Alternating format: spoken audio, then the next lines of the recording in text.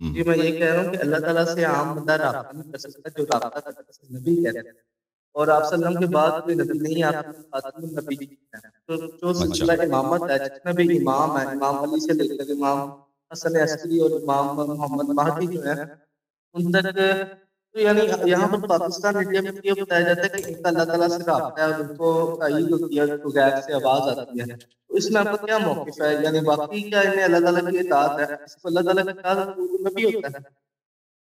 جی، آپ کا جو ہے نا، آپ کا جو موقف ہے کہ اللہ تعالیٰ سے وہ رابطہ صرف انبیاء کا ہوتا ہے، یہ بالکل غلط بات ہے۔ اللہ تعالیٰ سے رابطہ ہر انسان کا ہوتا ہے۔ آپ صبح نماز پڑھتے ہیں تو یہ رابطہ ہے اللہ تعالیٰ سے، ظہر کو نماز پڑھتے ہیں اللہ تعالیٰ سے رابطہ ہے، عصر کو نماز پڑھتے ہیں اللہ تعالیٰ سے رابطہ ہے، سجدہ کرتے ہیں اللہ تعالیٰ سے رابطہ ہے، یہ سب اللہ تعالیٰ سے رابطے ہیں، ہے کہ نہیں؟ غلط کہہ رہا ہوں یا صحیح کہہ رہا ہوں؟ ہاں جی بالکل، میں نے بالکل صحیح کہا۔ ہاں، یہ سب اللہ تعالیٰ سے رابطہ ہے، لیکن اللہ کی جانب سے جو وحی آتا ہے یا تائید آتی ہے، یہ کیا صرف انبیاء علیہ السلام کے لیے مخصوص ہے یا غیر نبی کو بھی مل سکتا ہے؟ اگر غیر نبی کو نہیں مل سکتا اللہ کی جانب سے کوئی پیغام، کوئی بات، کوئی علم، تو پھر اگر ہم ادعا کریں کہ فلان شخص کو اللہ کی جانب سے ایک علم آیا ہے یا پیغام آیا ہے یا اس سے بات ہوئی ہے، کلام آیا ہے اللہ کی جانب سے، وحی آیا ہے، تو پھر تو وہ شخص نبی بن جاتا ہے، ٹھیک ہے نا؟ پھر وہ شخص نبی بن جاتا ہے۔ اور لیکن ان دونوں باتوں میں حقیقت کیا ہے؟ کیا غیر انبیاء علیہ السلام کو اللہ تعالیٰ کی جانب سے مل سکتا ہے پیغام، ملائکہ سے ملاقات، کہ اللہ کچھ کہہ دے؟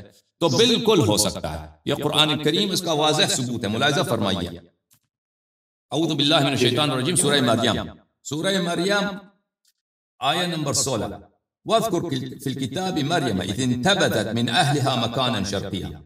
حضرت مریم علیہ السلام اپنے گھر والوں سے دور چلی گئی، مشرق کی طرف انہوں نے اپنے لیے ایک جگہ بنا لی۔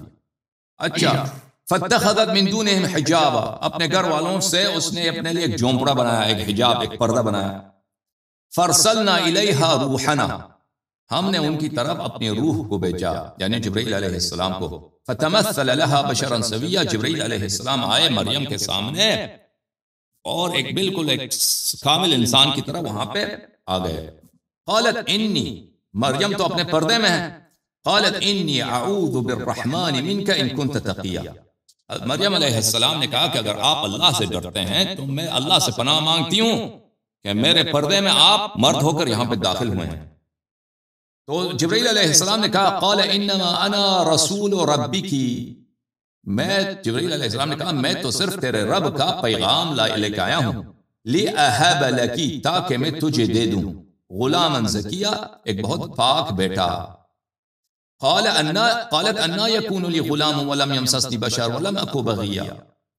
مریم علیہ السلام نے کہا کہ کیسے ہو سکتا ہے کہ اللہ مجھے بیٹا دے دے، میں تو باکرہ ہوں، میرا تو کبھی کسی بشر کے ساتھ، بشر نے کسی انسان نے مجھے ٹچ بھی نہیں کیا۔ جبرائیل علیہ السلام نے کہا قال کذالک قال ربک هو علی ہین، اللہ فرماتا کہ یہ میرے لیے آسان ہے اور میں تیرے بیٹے کو لوگوں کے لیے ایک معجزہ بنا دوں گا، ٹھیک ہے نا؟ پھر حضرت مریم علیہ السلام جاء المخاض، اس کو جو ہے برتھ کی جو پین ہے، برتھ کا جو درد ہے وہ آ گئی۔ فناداها من تحتها الا تحزنی قد جعل ربک تحتک سریا۔ جبرائیل علیہ السلام پھر آ گئے کہ وہ اکیلے میں بہت خوف کا عالم ہے، ڈر کا عالم ہے، ایک کنواری بچی ہے جناب مریم علیہ السلام۔ لوگ سب اس کو کیا سمجھتے ہیں؟ لوگ اس کو گناہ کار سمجھتے ہیں، یہودی اس کو گناہ کار سمجھتے ہیں۔ کس لیے؟ کیونکہ اس کا شوہر نہیں ہے، وہ تو مسجد میں صرف عبادت کے لیے تھی حضرت مریم، اب وہ پریگننٹ ہو گئی ہے، تو لوگ تو غلط باتیں سمجھتے ہیں نا، غلط باتیں کہتے ہیں، تو اس لیے وہ شہر چھوڑ کے باہر چلی گئی۔ تو اس حالت میں وہ اس کی بچے کی پیدائش ہو رہی ہے، تو بہت اس تنہائی میں ڈر ہے، وہ خوف ہے، اس پیدائش کے وقت درد بھی بہت ہوتا ہے۔ تو اللہ نے جبرائیل علیہ السلام کو بھیج دیا، جبرائیل علیہ السلام نے اس سے بات کی اور اس کو دلاسا دے دیا۔ اچھا، آیات بہت واضح ہے اور اس کے آیات کے متعلق بہت ساری روایات ہیں۔ میں آپ کی خدمت میں عرض کروں کہ اس کے علاوہ بہت سارے اور ہیں، میں آپ کی خدمت میں عرض کروں کہ لوگ جو نبی نہیں تھے ان سے اللہ تعالیٰ نے خطاب کیا، مثلا کتاب تفسیر الطبری میں ملاحظہ فرمائیے، یہاں پہ جلد نمبر 11 میں القول فی تعویلہ تعالی، سورہ مائدہ آیہ نمبر 111. وَإِذْ أَوْحَيْتُ إِلَى الْحَوَارِيِّينَ، اللہ فرماتا ہے میں نے حواریین حضرت عیسیٰ علیہ السلام کے اصحاب کو ان کو وحی بھیجا، ان آمنوا بی وبرسولی، کہ ایمان لاؤ مجھ میں اور میرے رسول میں. تو حواریین نے کیا کہا؟ قالوا آمنا واشہد بأننا مسلمون. حواریون نے کہا یا اللہ ہم ایمان لاتے ہیں اور تو شاہد رکھ ہم مسلمان ہیں. اور انہی حواریون نے بعد میں غداری بھی کی اور حضرت عیسیٰ علیہ السلام کو ان میں سے کچھ نے قتل بھی کرا دیا. یعنی قتل تو نہیں کرایا، قتل کا منصوبہ بنایا، کوشش کی تھی. بلی واختلفت الالفاظ اہل التاویل فی قوله تعالی وَإِذْ أَوْحَيْتُ وَإِنْ كَانَتْ مُتَّفِقَةَ الْمَعَانِي. وحی کا کیا مطلب ہے یہاں پر؟ بلی وحی کا مطلب ہے، سدی نے کہا ہے قذفت فی قلوبہم، اللہ نے ان کے دلوں میں یہ بات ڈال دی. دوسروں نے کہا الہام کر دی. ٹھیک ہے نا. لیکن قرآن یہ سب سدی کی بات ہو یا دوسرے علماء کی بات ہو کہ یہ الہام یا ان کے دل میں ڈال دیا ہے، بہرحال قرآن کا لفظ یہ ہے کہ میں نے وحی کیا ان کی طرف. ظاہر یہی ہے کہ اللہ کی جانب سے وحی آیا. اب واقعاً ان کے دل میں کوئی بات آئی ہے، اس کو قرآن وحی کہہ رہا ہے، اس کی کوئی دلیل نہیں ہے. قرآن کے الفاظ واضح ہیں کہ وحی آیا ہے اس کو. اس کے علاوہ حضرت موسیٰ علیہ السلام کی والدہ. بہرحال شیعوں کا عقیدہ یہ ہے کہ ملائکہ علیہ السلام کے پاس آتے ہیں، تنزل الملائکۃ والروح فیہا بإذن ربہم من کل امر. آپ کو پتہ ہے سورہ قدر آپ کو پتہ ہے میرے بھائی؟ ہاں، سورہ قدر میں اللہ کیا فرماتا ہے؟ تنزل الملائکۃ والروح فیہا. ملائکہ اور روح ہمارے نزدیک جبرائیل سے بھی ایک بڑا ملک ہے. اچھا، وہ شب قدر کو نازل ہوتے ہیں، نیچے آتے ہیں. تو ہر سال آتے ہیں نہیں آتے ملائکہ؟ ہاں، کس کے پاس آتے ہیں؟ لوگوں کے پاس تو نہیں آتے. ہاں، کس کے پاس آتے ہیں؟ وہ اللہ تعالیٰ کی طرف سے زمین پر آتے ہیں. کس کے پاس آتے ہیں زمین پہ؟ وہی سے سیر کے لیے آتے ہیں. کوئی بھی ان کا مقصد ہوگا جو اللہ نے دیا ہو، لیکن تو جو نازل ہوتے ہیں وہ کیا لے کے آتے ہیں؟ کیا لے کے آتے ہیں؟ اللہ کا پیغام. کیا اللہ کا پیغام؟ وہ ایسے ہی لوگوں کے لیے تو نہیں لے کے آتا. کس کے لیے لے کے آتے ہیں؟ اس کے لیے لے کے ائمہ کے لیے. بالکل، ائمہ طاہرین علیہ السلام کے لیے لے کے آتے ہیں. ٹھیک ہے نا. یہ واضح دلیل ہے کہ اس امت میں ایسے افراد ہیں جن پہ ملائکہ نازل ہوتا ہے. قرآن کہہ رہا ہے کہ تنزل الملائکہ. یہ آیت منسوخ تو نہیں ہے. رسول صلی اللہ علیہ وسلم کے بعد بھی ملائکہ نازل ہوتے ہیں.